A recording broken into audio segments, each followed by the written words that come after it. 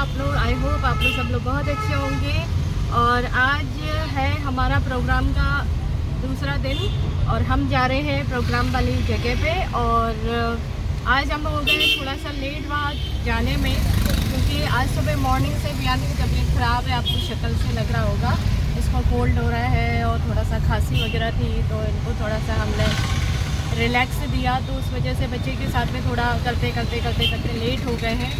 तो बस अभी हम वहाँ पर पहुँचने वाले हैं और पहुँचने के बाद में वहाँ पे जो प्रोग्राम होते हैं उससे हम आपको अपडेट कराएंगे। आज डे सेकंड है, मतलब गुरु पूर्णिमा के लिए जो लोग आए हुए थे वो आधे से ज़्यादा जो है वो चले गए, तो आज भीड़ वगैरह थोड़ा कम है और शायद प्रोग्राम का ड्यूरेशन भी थोड़ा सा कम रहेगा।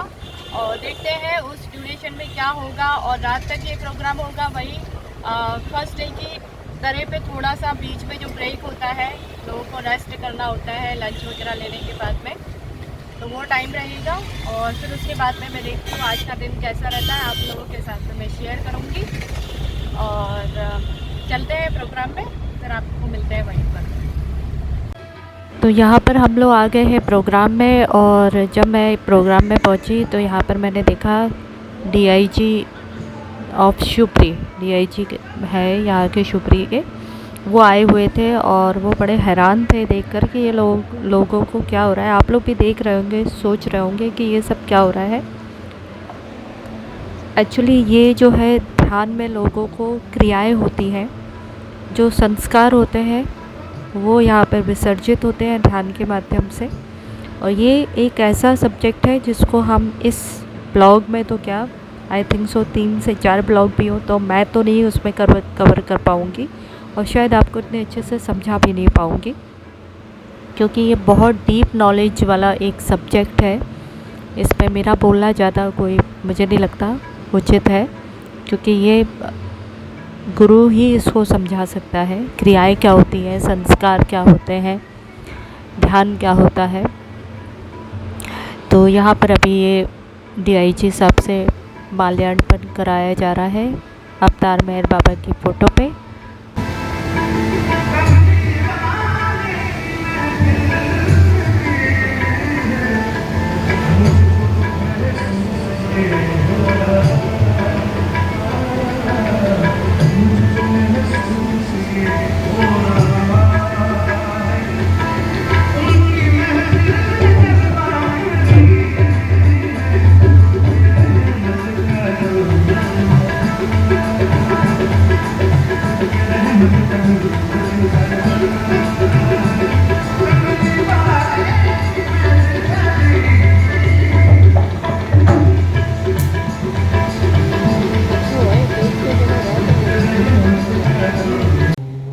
यहाँ पर ओम की ध्वनि के साथ में ध्यान शुरू हो रहा है। सभी लोग अपनी आंखें बंद करके चिन्मय मुद्रा लगा के ध्यान में बैठे हुए हैं। गुरुजी यहाँ पर शक्तिपात दे रहे हैं।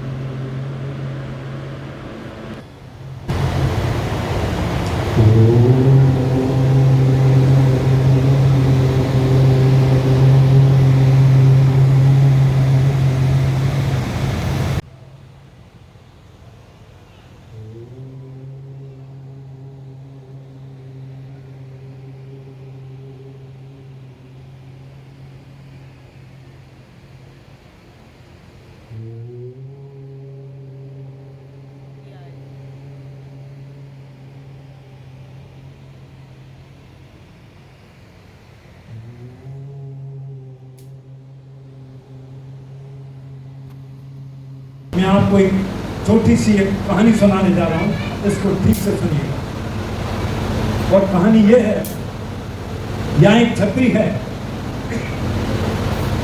महाराजा ग्वालियर की स्टेट, वहाँ जो है ग्वालियर स्टेट वालों की, उन्होंने उनकी मूर्तियाँ को समाधियाँ रखी हुई।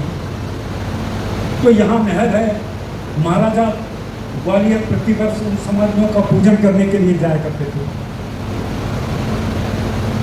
तो जब कोई भी राजा निकलता है, अपने प्रधानमंत्री, मुख्यमंत्री, गवर्नर निकलते हैं तो रोडें बंद कर दी जाती हैं, चारों तरफ पुलिस फोर्स लग दिया जाता है उनकी सुरक्षा के लिए और उनके शान और वैभव बढ़ाने के लिए लगता है। ये कहीं से भी इसका औचित्य नहीं है, लेकिन ऐसा होता है, आप देखते हैं।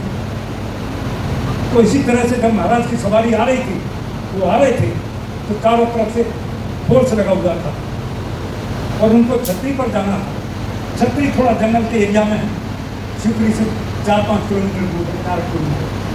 तो जब चारों तरफ पुलिस लगी थी तो एक साधु, उसी के पास में एक शमशान घाट भी है थोड़ा दूर पर, वहाँ से एक साधु उस रोड पर चलने लगा जिस पर महाराज को आना था।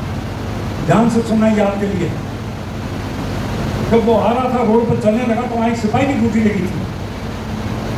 वो सिपाही दौड़ के गया और वो जो साधु था जिसके तन पर कपड़ा नहीं थे, दिगंबर साधु था, उसने दौड़ करके उसमें कांटा लगाया, एक लात दी और कान पकड़ करके बाहर निकाल दिया। निकल थोड़ा आया साधु, तुझे पता नहीं है महाराज की सवारी आ रही है। साधु मुस्कुराता हुआ बाहर निकल गया और कहता गया तभी तो। थोड़ा आगे गया, आगे जाने के बाद तो फिर उसी रोड पर आ गया जहाँ वो पुलिस फोर्स लगी हुई थी, लेकिन आगे जो एक हेड कांस्टेबल लगे हुए थे। हेड कांस्टेबल ने देखा कि ये नंग धड़ंग साधु रोड पर आ गया, मेरी ड्यूटी है यहाँ। वो दौड़ के गया और उसने उसमें एक चांटा मारा और कान पकड़ करके बाहर निकाल दिया। साधु के बच्चे देखता नहीं है, मेरी ड्यूटी है यहाँ, निकल बाहर। तो उसके तरफ मुस्कुराता हुआ निकल गया और कहा उससे भी कि तभी तो। जब तीसरी बार आगे चल करके फिर अंदर गया तो वहां जो है एक सब इंस्पेक्टर की ड्यूटी थी। सब इंस्पेक्टर दौड़ के आए, उन्होंने कहा साधु के बच्चे तुझे पता नहीं है, मैं यहाँ खड़ा हूँ, निकल बाहर। वो कान पकड़ करके उसको बाहर कर दिया। साधु ने कहा तभी तो। आगे गया, उस रोड से आगे गया और बाहर होकर के आगे गया, थोड़ा आगे जाकर के फिर उस रोड पर आ गया। वहाँ सुपरिंटेंडेंट ऑफ पुलिस, जिले का सबसे बड़ा पुलिस का अधिकारी खड़ा हुआ था। वो दौड़ के आया, उसने साधु को देखा, उसके पास एक रॉल था, उसने रॉल से कहा यू ब्लडी गेट आउट, यहाँ से बाहर निकलो, चलो चलो चलो, अभी पता नहीं महाराज की सवारी आ रही है। वो बाहर निकल गया और मुस्कुरा करके उसने कहा तभी तो। थोड़ी दूर आगे चला, एक रोड पर आ गया, वहाँ राज्य के दीवान चल रहे थे। दीवान ने हाथ जोड़ करके कहा महाराज जी एक तरफ हो जाइए, देखो वो राजा साहब आ रहे हैं, राजा साहब आ रहे हैं। वो बाहर निकल गया और उससे भी कहता गया कभी। थोड़ी देर बाद जैसे राजा की सवारी आई तब तक वो रोड पर फिर आ गए। ये तमाम लोगों से दौड़ करके पकड़ने के लिए दौड़े। फिर राजा साहब जितने गुस्सा हुए कि साधु को ही नहीं रोक पाए। जब तक ये दौड़े, राजा ने मना कर दिया। राजा हाथी पर बैठे हुए थे कि डोंट टच, उसको कोई छुए ना। राजा ने जो हाथी चला रहा था पीलवान, उससे कहा हाथी को नीचे बैठा। हाथी बैठ गया। अब इन लोगों ने सोचा हमारी तो नौकरी गई, ये साधु ने तो मरवा दिया, सबकी ड्यूटी खत्म। सर्विस से गए, महाराज उतरे, उसके चरणों में लेट गए, सस्तान दंडवत किया और कहा हे स्वामी मैं आपका सेवक हूँ, मेरे लिए क्या आज्ञा है। और वो मुस्कुराते हुए बाहर निकल गए और उससे कहा तभी तो। उनका स्वामी जी मैं इसका मतलब नहीं समझा, तभी तो। उन्होंने कहा राजन इसमें मतलब समझने की बात क्या है। जब मैं पहली बार जब एंटर हुआ वहाँ पर सिपाही खड़ा हुआ था, उसने एक चाटा मारा, एक दांत मारी, कान पकड़ करके बाहर निकाल दिया। मैंने कहा तभी तो तू सिपाही है। और जब हेड कांस्टेबल के पास गया, उसने दांत नहीं मारी, मारा सिर्फ चाटा मारा, कान पकड़ के बाहर निकाल दिया। मैंने कहा तभी तो तू हेड कांस्टेबल। और जब आपका जो है इंस्पेक्टर ऑफ पुलिस वो मिला, उसने जो है चाटा भी नहीं मारा, सिर्फ कान पकड़ के बाहर निकाला। मैंने कहा तभी तो तू जो है आज थानेदार सब इंस्पेक्टर है। और जब आप डीएसपी मिल गए, उन्होंने कान भी नहीं पकड़ा, उन्होंने सिर्फ कॉल से कहा get out get out get out. मैं बात कर रहा है, मैंने कहा तभी तो तू डीएसपी है। और जब आपका स्टेट दीवान मिले, आपके महामंत्री मिले, उन्होंने हाथ जोड़ के विनम्रता से कहा स्वामी जी बाहर चले जाइएगा, महाराज आ रहे हैं। तब मैंने कहा तभी तो तू जो है स्टेट का दीवान। लेकिन जब मैं दोबारा से आ गया, आप मेरे आगे सुल्तान दंडवत हो गए और मुझसे कहा कि मेरे लिए क्या क्या है। निश्चित ही पता लगता है हे महाराज जब तक ये विनम्रता रहेगी तब तक आप महाराज हो, और जिसमें ये विनम्रता समाप्त हो गई वो कहीं का भी नहीं रहा, कहीं का भी नहीं रहा। आपको जीवन में हेड कांस्टेबल मिलेंगे, कांस्टेबल मिलेंगे, थानेदार मिलेंगे, महाराज कम लोग मिलेंगे।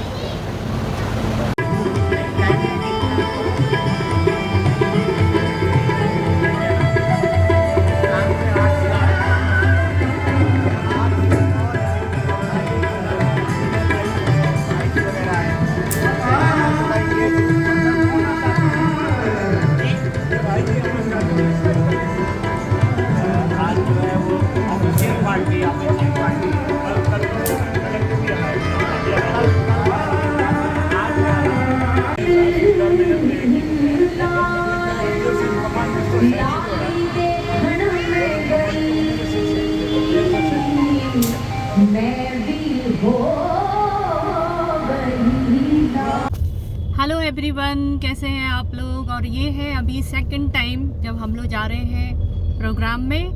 और मॉर्निंग का मैंने आप लोगों को बताया कि किस तरह से क्या हुआ, वही जो भी शेड्यूल होता है वो किया। और बहुत बहुत अच्छी बातें वहाँ पे सुनने के लिए मिली। बहुत अच्छे वहाँ पे लोगों ने अपने अपने संस्मरण बताए और वो सब मैंने आप लोगों के साथ में शेयर किए। और अभी ये सेकंड टाइम हम जा रहे हैं और अब इस बार आपको मेरी तरफ से भी कुछ सुनने को मिलेगा।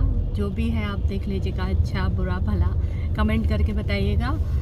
और यहाँ पर आने के बाद में जब आप फ्री टाइम में रहते हैं तो मन ऐसा करता है कि जितना हो सके गुरुजी के सानिध्य में रहें। तो बस हमने घर पे थोड़ा सा रेस्ट लिया, क्योंकि मैंने आपको बताया है कि मौसम यहाँ पे बहुत फ्लैक्चुएट हो रहा है, कभी बारिश कभी धूप।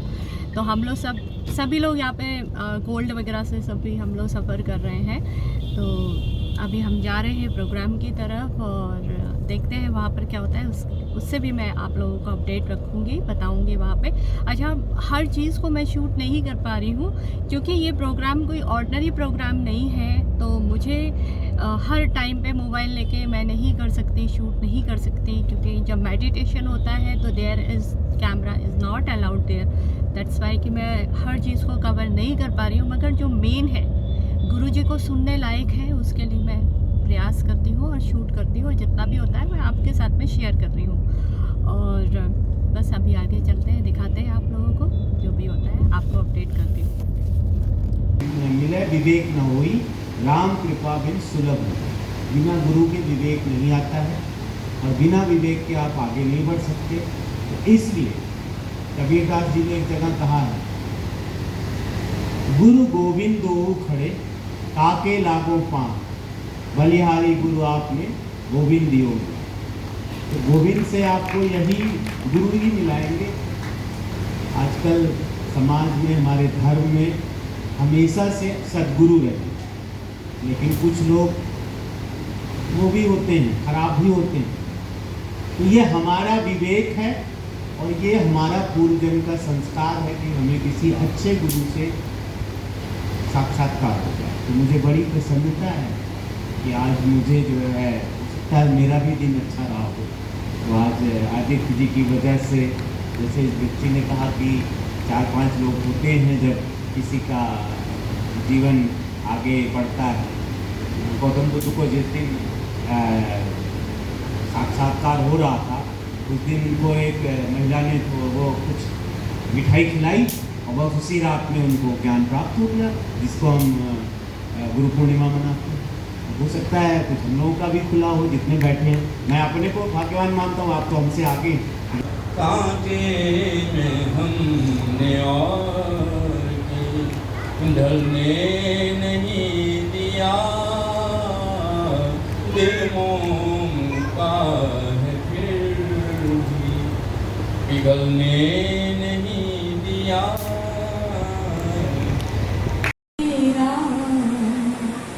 करम के पर्दे उठा रहा है, यही अकीदत की है बुलंदी, यही है किस्मत की कामयाबी,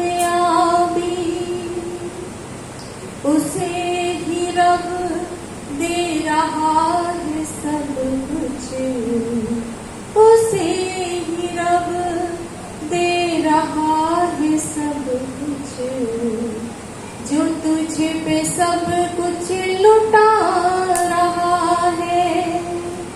अजब है मंजर इश्क तेरा, करम के पर्दे उठा रहा है। ये तेरी सौगात कैसे भूलूं,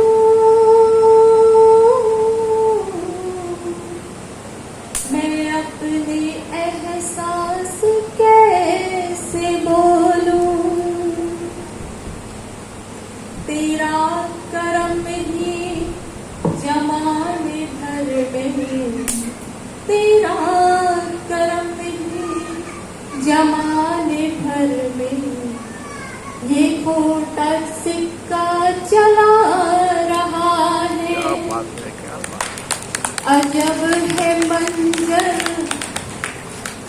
इश्क तेरा, करम के पर्दे उठा रहा है।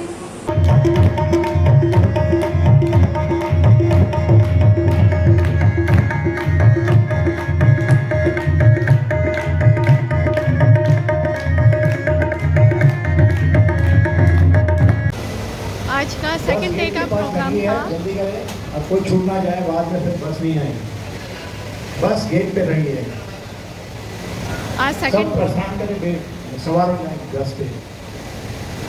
आज सेकंड डे का प्रोग्राम था जो कि आज कंप्लीट हो गया है। और बस यहाँ पर चल रहा है बैक साइड में डिनर, लोग आज डिनर ले रहे हैं। उससे पहले यहाँ पे भजन का प्रोग्राम चल रहा था। अभी भी अंकल जाते जाते सब सुना रहे हैं। बहुत अच्छे आज के भजन हुए, जितना मैं शूट कर सकती थी मैंने किया।